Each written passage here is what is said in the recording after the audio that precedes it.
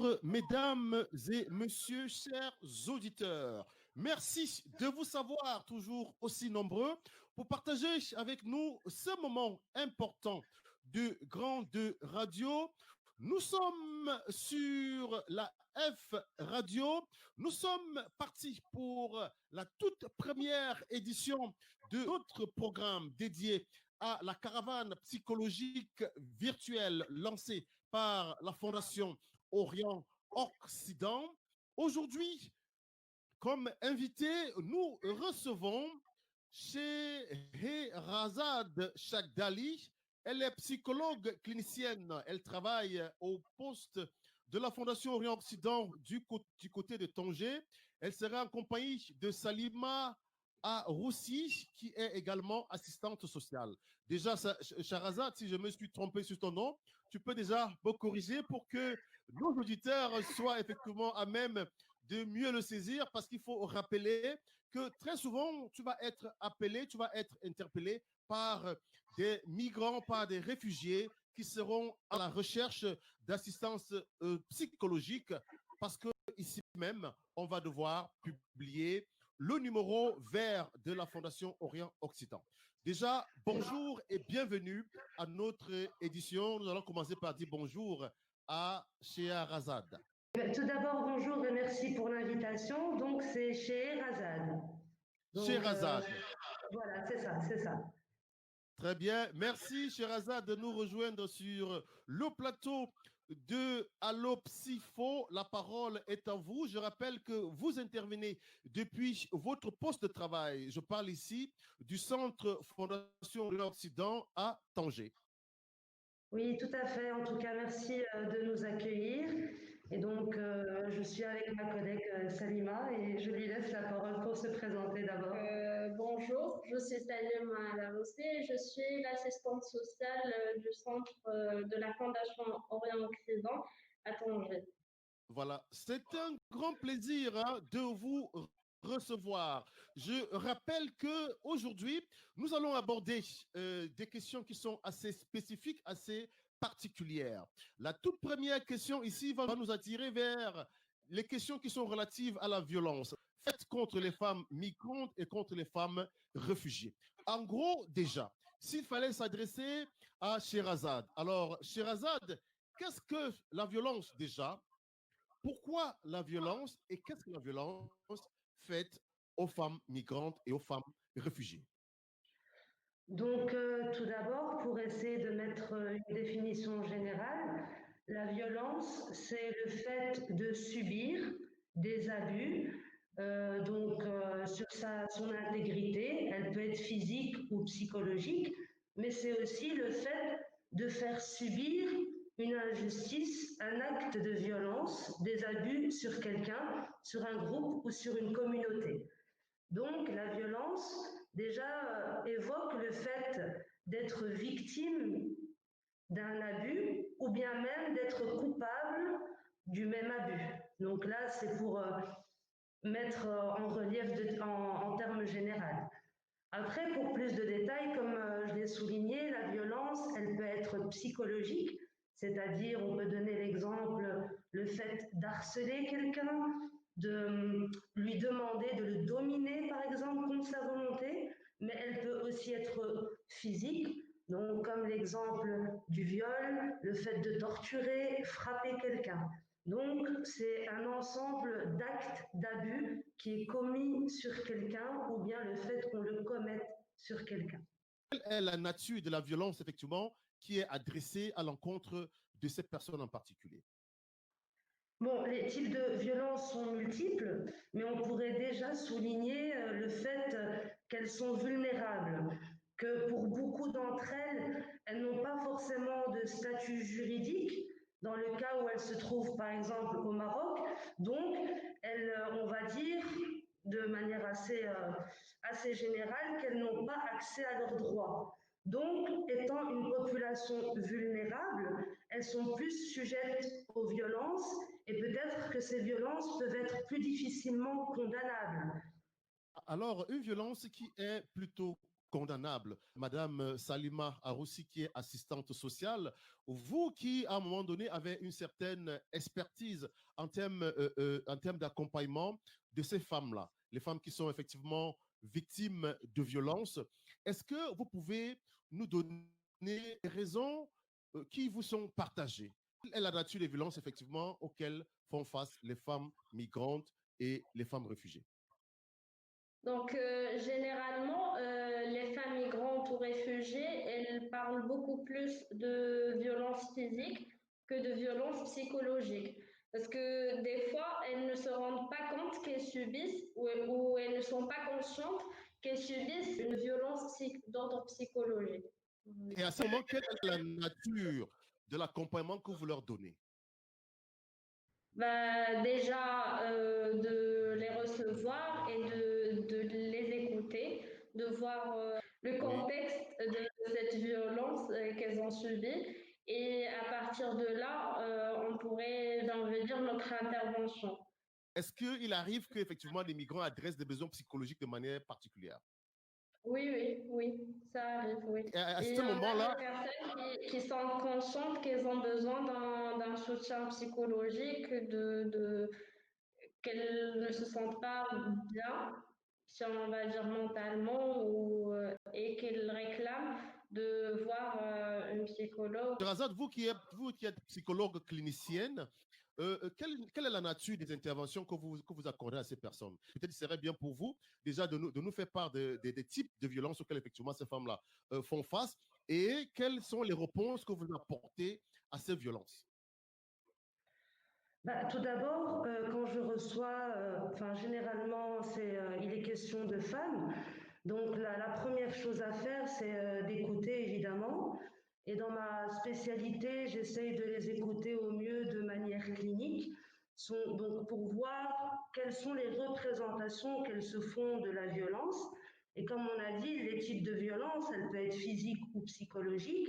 Pour certaines, comme l'a dit Salima, elles ne sont pas conscientes qu'elles subissent de la violence, ça peut être de la soumission, le fait qu'elles vont dire oui, j'ai un frère, et que ce lien, comme elle l'explique, se traduit par un amour, mais c'est par exemple de la soumission ou de la possession.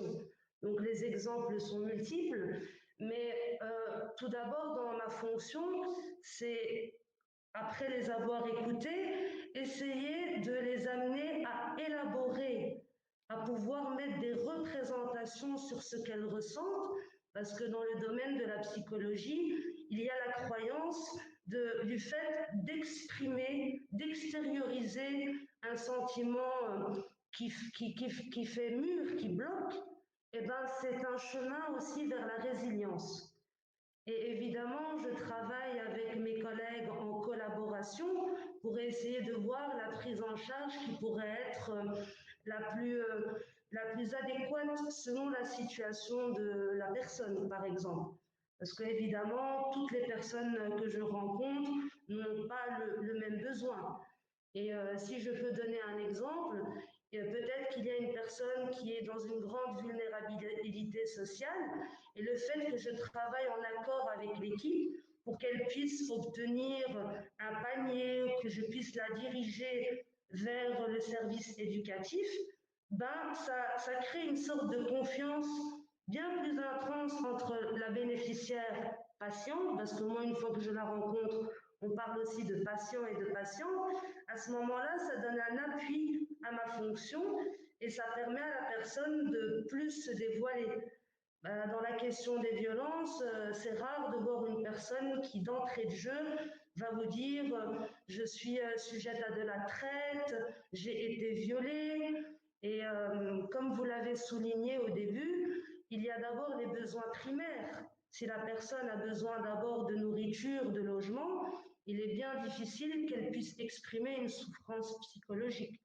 Donc Oui. l'accompagnement se fait dans un certain temps et cela nécessite aussi de la patience et surtout d'aller au rythme du bénéficiaire patient et le but étant qu'elle puisse extérioriser ce qui la bloque et si jamais elle ne se rend pas compte qu'elle subit de la violence, de la manipulation, qu'elle est sous emprise, le travail, entre autres, est de l'amener à comprendre qu'effectivement, il y a quelque chose qui bafoue son droit, son intégrité. Souvent, les femmes sont des mamans. Alors, est-ce que quand une maman est attaquée psychologiquement, l'enfant ne va pas lui également subir comme ça, par transition, par contamination, cet impact qu'aura subi effectivement suite à cette violence psychologique dont sa mère aurait été victime? Oui, tout à fait, tout à fait. Surtout que pour un enfant, je veux dire, le premier lien d'attachement qu'il fait avec le monde extérieur s'établit entre autres avec sa maman ou bien la personne qui s'est occupée de lui. Donc le fait qu'elle subisse de la violence, directement ou bien indirectement, l'enfant le subit aussi. Par exemple, si la maman est exploitée dans le sens où on l'oblige à mendier, par exemple, et ben peut-être que non seulement elle est utilisée et après on va lui demander de récupérer tout l'argent qu'elle a pu recevoir pendant la journée, mais que l'enfant lui aussi est pris otage de ce système. Donc elle, peut-être pour plus de compassion envers les personnes, elle va se dire mon enfant doit être avec moi pour que je puisse accéder à l'aumône des gens. Donc peut-être que même dans ce sens, certaines d'entre elles vont dire il n'est pas nécessaire qu'ils partent à l'école. Et là, on voit que c'est non seulement la maman et l'enfant qui subissent la violence, surtout dans le sens s'ils sont exploités par quelqu'un. Est-ce qu'il n'y a pas de dispositions dans la loi, à un moment donné, qui devraient protéger des personnes victimes des violences de cette nature? Parce qu'à ce moment-là, nous sommes en plein dans la traite des personnes. Est-ce que vous recommandez effectivement des poursuites judiciaires? Est-ce que votre travail s'arrête à donner un accompagnement psychologique et quelque part social aussi? Ça dépend des cas de chaque personne, parce qu'on peut entamer des procédures juridiques, notamment avec des partenaires. Ou bien déjà par exemple si la dame elle a subi une violence physique, la première chose qu'on pourrait faire c'est l'orienter ou l'accompagner vers un hôpital pour faire des analyses pour savoir si déjà elle va bien. Et après il y a Sherazade pour l'accompagnement psychologique bien sûr. Et après, ça dépend des différents cas, mais c'est généralement on peut ou on fait des procédures juridiques par rapport à ça. Et Alors, c'est toujours avec l'accord de la personne, en fait. pour le cas, par exemple, des femmes qui, à un moment donné, vont tout simplement subir un stress qui va peut-être les conduire à se retrouver, par exemple, à passer à l'autre étape. Ça dit que carrément, que la situation psychologique se détériore au point où on a l'impression de voir qu'elles sont en train de faire carrément la folie. À ce moment-là, comment se positionne la Fondation Orient-Occident? Comment se positionne le service que vous dirigez, Madame Sherazade? Écoutez, tout d'abord, bon, c'est une question qui est très complexe, c'est-à-dire qu'il n'y a pas une réponse générale pour tous les cas. Et puis, Oui. ce qui est très difficile dans l'accompagnement psychologique en général, c'est que chaque patient a son rythme. Et dans le cas de la violence, surtout si la personne elle est dans une violence d'emprise, et il est très très difficile déjà d'établir le lien de confiance. Donc il n'y a pas comment dire, une recette générale.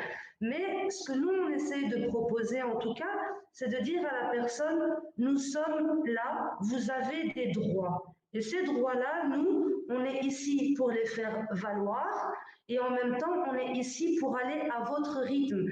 Parce que une personne, même si elle subit de la violence psychologique, nous, on n'est pas non plus autorisé à venir lui dire « Viens, je t'emmène, on va faire des procédures juridiques ». C'est ça toute la difficulté. Par exemple, il peut y arriver, récemment, il y a eu le cas d'une jeune maman qui ne veut pas quitter sa communauté alors que le service social lui a trouvé un logement auprès de femmes le logement a été payé, mais cette dame en question refuse de quitter sa communauté. C'est pour ça qu'on voit bien qu'on peut, nous, identifier le problème de manière nette et précise. Mais toute la difficulté, c'est de dire comment ramener la femme à son avantage, surtout si on arrive à le lui procurer. C'est pour ça qu'en termes généraux, c'est très difficile d'aller dans la rapidité de toute façon. Il faut aussi se dire que l'une des problématiques majeures de la violence, c'est que cela prend du temps et il y a plusieurs actions à mener en parallèle du service psychologique ou social, comme par exemple la sensibilisation. Tous les processus sont des processus interreliés, c'est-à-dire qu'il faut plusieurs fonctionnements pour pouvoir au moins essayer à un minima changer les croyances et pour qu'aussi les populations migrantes nous fassent aussi confiance.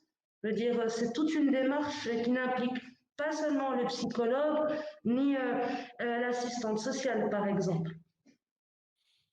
Alors, en termes d'accompagnement, ce qui est par exemple de l'accompagnement social, je pense qu'il joue un rôle important aussi pour donc établir le lien de confiance. Et donc, je vais demander à Madame Salima, est-ce qu'à un moment donné, des femmes migrantes ou bien des femmes réfugiées viennent vers vous pour bénéficier d'une chose et d'une autre? Est-ce qu'il y a des moments de confidence? Parce que quand même, une personne qui vous fait du bien, une personne qui vous rend un service, à un moment donné, vous avez tendance à partager avec elle au sujet de ce dont vous êtes victime ou bien de ce que vous subissez. Oui, exactement. En fait, c'est très difficile de la première séance d'écoute que la personne te raconte ou plutôt te fasse confiance et te fait part de ce qu'elle subit chaque jour. Ou, c'est à travers les interventions qu'on fait. Donc, comme tu as dit, quand il y a des confidences, si on veut dire, qui se font au fur et à mesure des interventions faites. C'est très difficile de prime abord d'avoir ce lien de confiance, en fait, de l'établir avec le bénéficiaire. Alors, oui, établir le lien de confiance est alors clairement difficile. Donc, du coup, je veux savoir, Charazade, maintenant, vous qui travaillez de manière précise sur l'accompagnement clinique, on a souvent tendance à tout remettre sur le paquet de l'accompagnement psychologique parce que du coup, on apprend que quand une personne n'a plus effectivement le contrôle absolu de son état d'esprit et donc du coup, même son état de santé physique est affecté. C'est-à-dire qu'à un moment donné, là, sur le plan collatéral, on a l'impression que la santé psychologique l'emporte sur la santé physique. Et à ce moment, quand bien c'est le cas, si ce serait effectivement le cas, du moins, comment est-ce que vous vous comportez en tant que clinicien?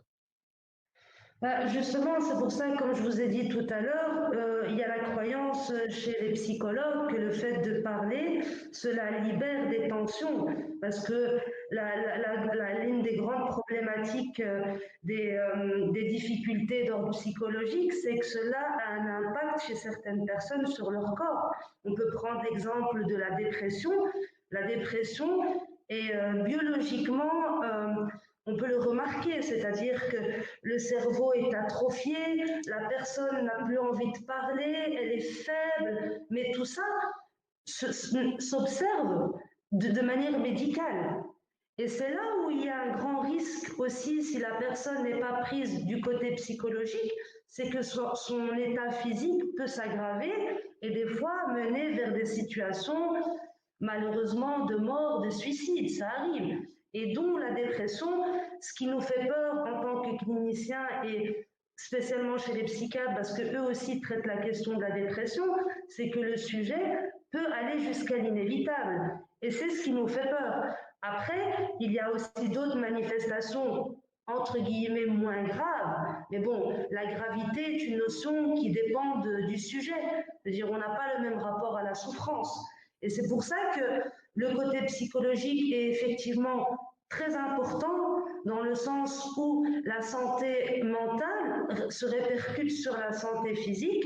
Et encore une fois, surtout dans la situation des personnes migrantes et en l'occurrence pour notre thématique chez les femmes, la prise en charge est multifactorielle. Je veux dire, mon apport au niveau de la fondation, elle est en accord avec l'apport de Salima, de Younes, notre collègue qui s'occupe du système éducatif. Donc, c'est pour ça que la prise en charge ne peut pas aller dans un seul sens. Il faut que nous coordonnons nos efforts pour effectivement essayer, en tout cas, parce qu'on ne va pas non plus être utopiste, mais en tout cas pour ramener un peu de réconfort aux femmes migrantes et réfugiées qui souffrent. Voilà. Ramener le réconfort aux femmes migrantes et réfugiées et qui souffrent. Je rappelle à ceux qui sont en train de nous rejoindre à l'instant que nous sommes sur l'émission Allo Psyfo. La parole est à vous. Ici, nous sommes en train de courir. Nous lançons effectivement la caravane psychologique virtuelle de la Fondation Orient-Occident. Il faut rappeler ici que c'est 16 jours d'activisme. L'idée est toute simple, combattre la violence psychologique dont effectivement pourraient être victimes, ou très souvent dont est victime les migrants et les réfugiés. Il faut rappeler pour ça que désormais la Fondation Orient-Occident dispose d'un numéro vert. Et ce numéro, c'est le 08, le 00 04 146. Donc, pour me répéter un peu, pour ceux qui n'auront pas eu l'opportunité de noter le numéro vert pour tous ceux qui seraient effectivement à un moment donné dans le besoin de partager avec une psychologue, les psychologues de la Fondation Orient-Occident. Si vous ne vous sentez pas bien, si à un moment donné, vous avez l'impression d'être tout seul, de faire face à une difficulté et que vous êtes désormais surmonté, appelez le 08, le 0004, le 1, le 4 et le 6. Donc, je rappelle à nos auditeurs que nous sommes toujours en compagnie de Sherazade Chagdali, qui est psychologue clinicienne à la Fondation Orient-Occident, et de Salima Aroussi, qui est assistante sociale. Ils interviennent depuis leur poste de travail à Tanger. C'est effectivement avec eux que nous avons fait notre première partie, attachée à la caravane psychologique virtuelle dont nous sommes ici sur le programme Allo Psyfo. La parole est à vous. Alors, Sherazade, comme ça, désormais, vous disposez d'un numéro de téléphone, un numéro vert. Comment vous entendez effectivement faire en sorte que les migrants et les réfugiés puissent en profiter? D'une part, surtout pour les personnes qui ne se trouvent pas ni à Casa, ni à Rabat, ni à Tanger, qu'elles puissent au moins bénéficier d'un accompagnement psychologique. Moi, j'interviens le mardi de 9h à 13h et en même temps, si les personnes se trouvent dans ces villes-ci, c'est d'une part d'abord les accueillir, leur expliquer ce que c'est que la fonction du psychologue pour mettre déjà des premières représentations et aussi les orienter directement vers les services et la fondation en elle-même pour une prise en charge multiple. Ça, c'est dans le cas où la personne a l'opportunité d'habiter dans ces villes-ci. Après, effectivement, tout le monde n'est pas dans ce cas précis et dans ce sens, nous pouvons prévoir des rendez-vous tous les mardis, par exemple, où la personne a un moment qui lui appartient, un moment où elle a le droit de s'exprimer, elle a le droit de dire ce qu'elle subit, ce qu'elle vit. Et je pense que c'est quelque chose d'important, surtout déjà avec les difficultés, je veux dire, primaires qui vivent. Donc le fait déjà que quelqu'un puisse leur dire « je suis là, je vous écoute », je pense que ça a effectivement un pouvoir sur leur santé mentale. Et c'est pour ça que j'invite toute personne qui a l'opportunité de nous appeler et qu'on puisse aussi leur dire qu'on est là, leur écoute et que ce moment leur est dédié. En tout cas, sur le plan professionnel, qu'est-ce qui est conseillé? Non, il n'y a rien qui est conseillé. Je veux dire, il n'y a pas de règle absolue. c'est selon la situation et c'est selon la personne. Je veux dire, il se peut que la personne, une fois qu'on va donner l'exemple d'une personne qui va m'appeler, il y aura un contact qui s'est établi et peut-être que cette personne va se retrouver dans un centre de la fondation dans une autre ville et qu'il va rencontrer directement les autres psychologues. À ce moment-là, s'il préfère continuer avec les autres psychologues, c'est tant mieux pour lui. Le but, c'est que le patient se soit à l'aise et qu'il puisse établir un lien de confiance, c'est ce qu'on demande. Parce que dans le fond, nous, on ne va pas contrôler les désirs ni les besoins de la personne qui nous appelle, mais il n'y a pas de règle générale. Je veux dire, même dans un autre cadre que la migration, il y a des patients qui rencontrent un psychologue une fois, ils vont peut-être faire 2, 3 autres psychologues jusqu'à ce que la personne qui est avec eux, ils se sentent suffisamment à l'aise pour se dévoiler. Parce que c'est pas facile d'exprimer sa douleur et sa souffrance. Il y a la honte, il y a la culpabilité. Donc, je veux dire, le plus important, c'est d'abord d'établir ce lien de confiance. C'est très important. Donc, il n'y a pas de règles ni de normes. Du moment que la personne qui appelle se sent à l'aise, si elle rencontre un psychologue, c'est tant mieux. Il n'y a pas de règles préétablies dans ce sens. S'il fallait donc alors envoyer un message comme ça aux femmes migrantes, aux femmes réfugiées, ou même aux migrants, aux réfugiés qui vont nous écouter, quel peut-il être ce message-là que vous adresserez effectivement à ces femmes? Le premier message, c'est que je les invite à appeler le numéro vert, à essayer de commencer par cette étape-ci et par la suite, tout dépend de la situation de la personne qui appelle. Est-ce qu'elle a besoin uniquement d'une prise en charge psychologique? Mais je les invite vivement à utiliser ce numéro qui leur est dédié. C'est la seule chose que je pourrais dire, de toute façon. Ok, très bien. Et pour le mot de la fin, pour Madame Salima Aroussi, sur le plan social, qu'est-ce qui est quand même prévu pour les migrants aujourd'hui au niveau du poste de la Fondation Orient Occident à Tanger? Est-ce que vous avez une campagne en cours, une campagne dont effectivement à un moment donné les migrants pourraient profiter? Sur le plan social, je vais dire, à part notre fonction dans les jours normaux, par rapport à cette situation de Covid, on présente également des distributions de paniers alimentaires et également des aides au loyer pour les familles migrantes, surtout dans le cadre de notre projet, donc qui leur apporte quand même une aide, si on veut dire, considérable pour leur vie quotidienne. Et bien sûr, nous sommes toujours ouverts pour les écouter et essayer de trouver ou de les accompagner à être plus autonomes et à faire un petit changement sur leur situation, si on veut dire. Voilà, très bien. Alors, et comme ça, si des migrants voulaient profiter de ces services, quelle est la procédure? Qu'est-ce qu'ils doivent faire? Comment est-ce qu'ils doivent procéder pour pouvoir bénéficier de cet accompagnement? Bon, ils peuvent soit nous appeler sur nos numéros ou bien évidemment se déplacer vers notre local.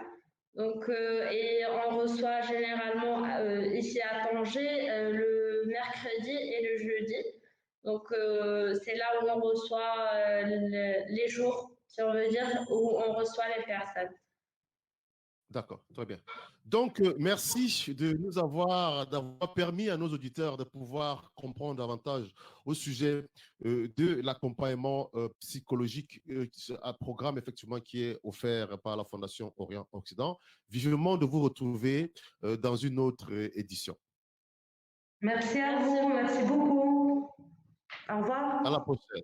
Au revoir. À la prochaine. Au revoir. À la prochaine. Voilà, chers auditeurs, hein, merci d'avoir été avec nous. Nous vous demandons de rester connectés parce que la caravane psychologique ne fait que commencer. Nous avons aujourd'hui la toute première émission. La prochaine sera pour le 24 décembre. Cette fois-là, on sera en compagnie de la psychologue clinicienne hein, de la Fondation Orient-Occident résidence sur Casablanca. Ce sera Madame Kautar J.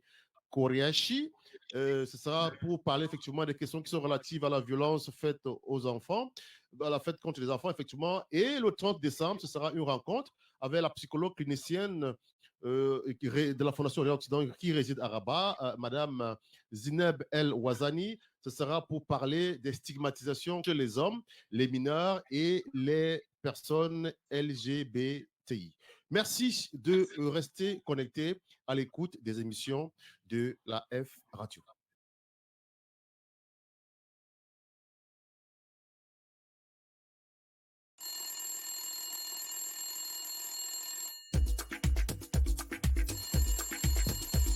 Allô, Psyfo, la parole est à vous.